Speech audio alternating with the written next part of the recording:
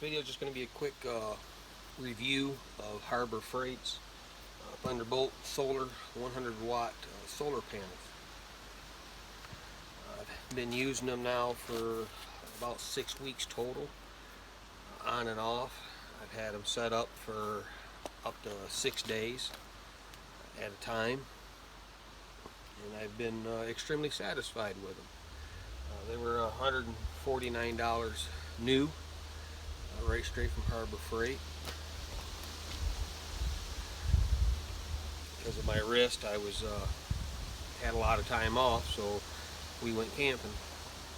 And a lot of the places I like to camp don't supply electricity, so you know, the idea of having to either run a generator to charge my batteries up and listen to that noise, and then buy another battery would be,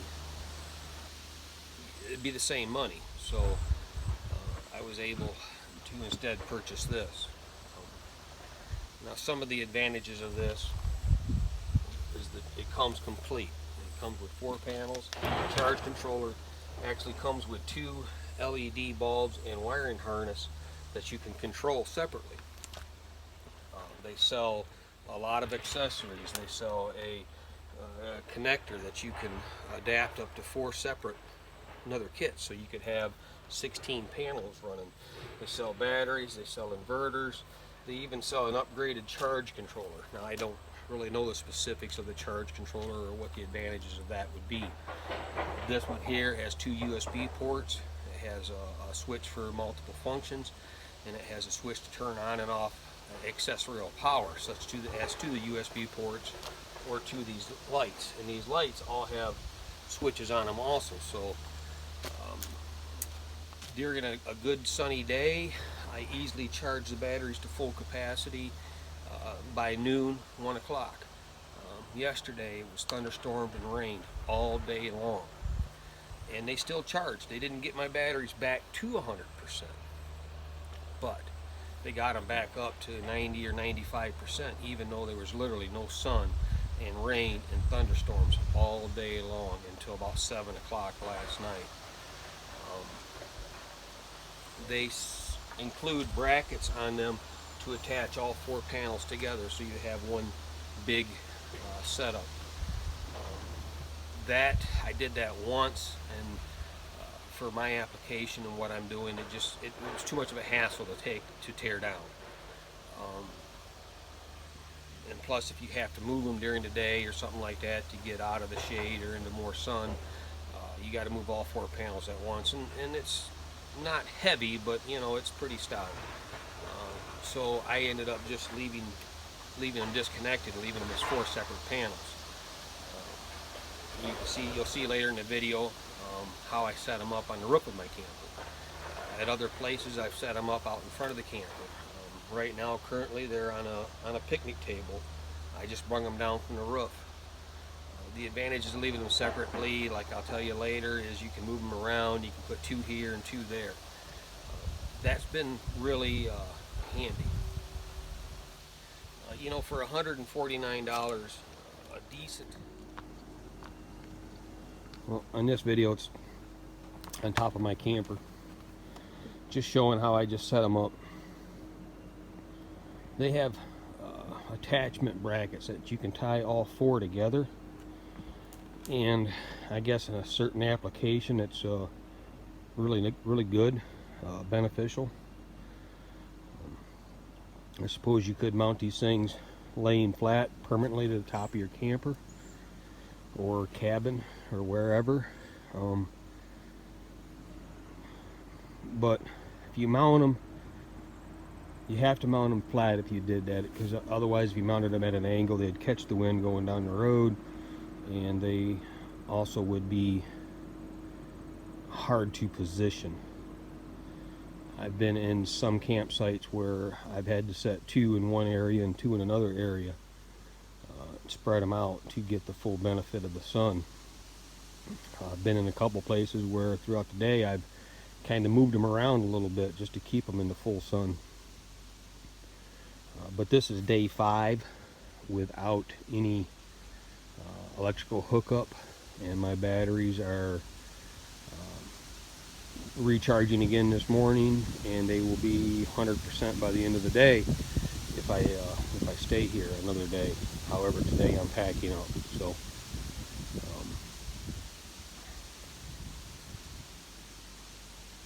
I'm gonna lower these things down and box them up. Battery with any sort of reserve capacity is going to cost you an easy $100.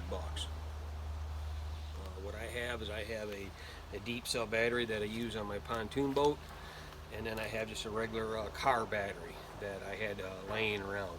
That was good, and I ran them in series, and then the clip on with just battery terminal clips, and it's easy to set up and tear down. The hardest part about it is if I decide to put them on the roof of the camp. Then I got to climb the ladder and put them up there and hoist them up. That's going to be the hardest part of the job. Other than that, 10 minutes I can have them out of the camper, unboxed, set up, plugged in, and working. You know, Harbor Freight has a reputation sometimes of selling lower quality tools and supplies. I've experienced some of that. I've also experienced a lot of their stuff lasting quite long and being good. I use them a lot of times to buy specialty things as a test. Is this something that I want to purchase a higher quality of, better product, and I can buy it cheap here, and I can use it and test it and see how much I'm going to use it and see how much I like it, and then later on down the road buy one of a higher quality.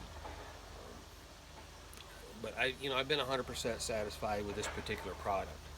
And this is a Thunderbolt Magnum Solar. Now, I saved the box because I use the box to repackage. Hey everyone, thank you for watching my video. Just a quick commercial break here. If you like my videos and you like my content, please subscribe, comment, ask questions, but don't forget to hit that notification bell so that way you'll get notified when new content comes out. Thank you. And they show you on the picture a cabin, an RV, a boat.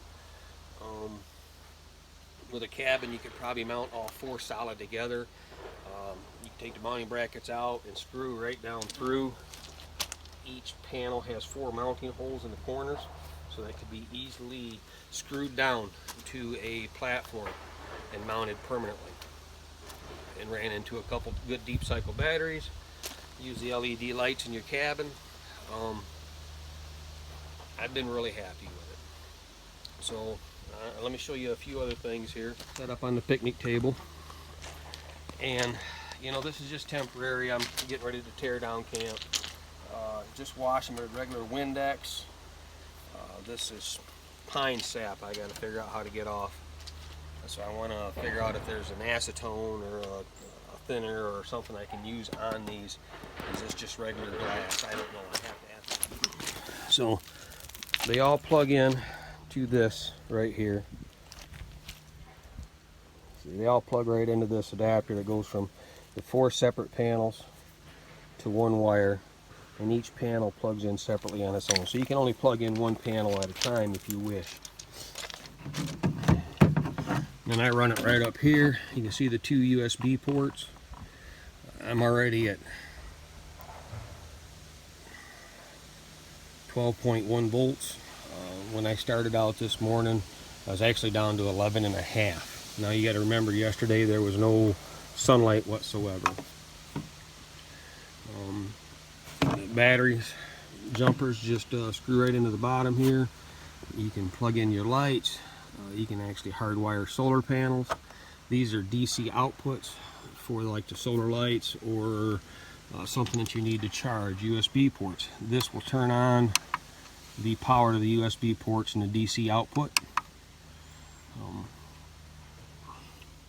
And it just battery terminals down, battery clamps down to the battery. If you were going to mount it more securely, you could cut them and put some eyelets on and screw them in.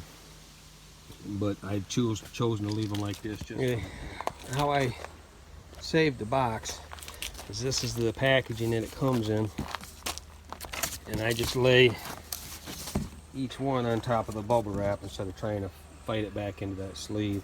I just lay it on top, close the box up.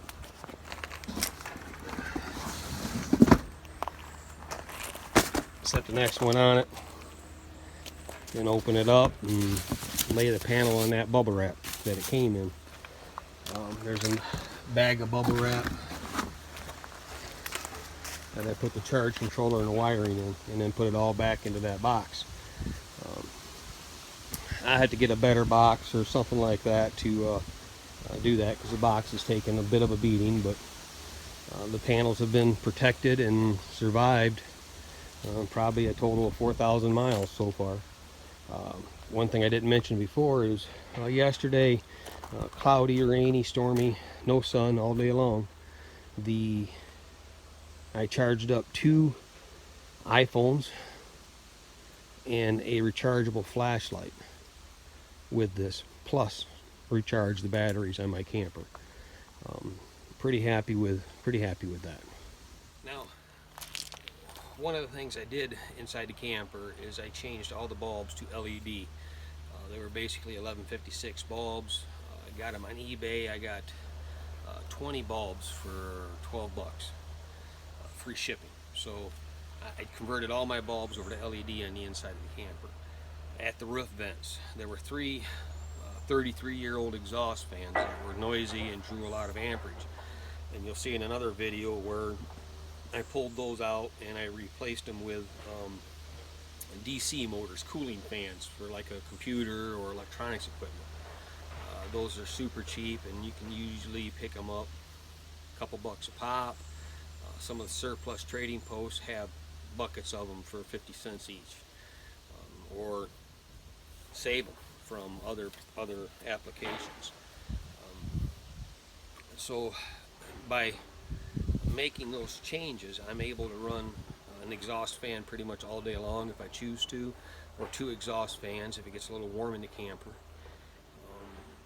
or cooking smells or whatever. Shower to remove steam and moisture. The light bulbs, I'm able to run my lights all night long.